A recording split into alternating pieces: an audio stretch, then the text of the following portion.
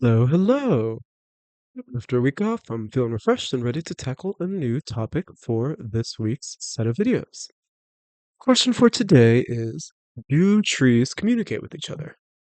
And I'm not a biologist, a dendrologist, or even a real tree enthusiast. I mean, I like them, don't get me wrong. But I'm not going to be teaching you very much about trees today. This is more of an example. And this week we'll be talking about technology, spirituality, and the nature of knowledge itself. So, back to our question. Do trees communicate with each other? Let's go back 100 years in time to 1924.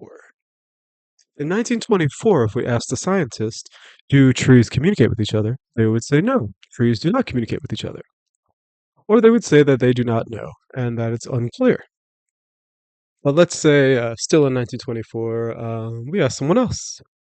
Let's ask someone who spent their life in nature, like a village elder, maybe a wise person.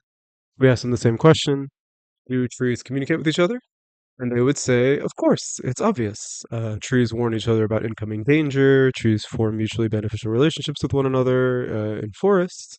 And trees provide extra food to those who don't get much natural sunlight. There's all kind of stuff, all sorts of examples that would indicate that trees do communicate with each other.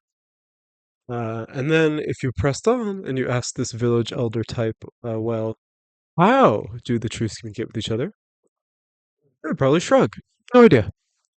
But having observed the forest their whole life, they would be certain that trees do communicate with each other, even though they don't know how. Okay, so let's hop back in our time machine to the present. Now, if we ask the scientists, do trees communicate with each other? Scientists would say yes. And if we ask the scientists, how do trees communicate? They would say that there's this like underground fungal network thing. And if you pressed on and said, well, how does this underground fungal network work? The scientists would respond that they don't know, but they could still say with certainty that the trees are communicating with each other. So, all of that just to get to this point. So, the village elder or wise person has known that trees communicate with each other for a long time, but scientists would not accept this as scientific fact until recently. The reason being that we did not understand the how, the mechanism. Tree communication was not understood on an elementary level. But now, scientists still do not understand the mechanism.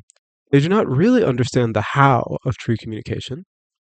Nonetheless, we can say with scientific certainty that trees do communicate with each other. So, why can we say that trees communicate with each other now with certainty when we still don't know how they do it? And the reason why is intriguing.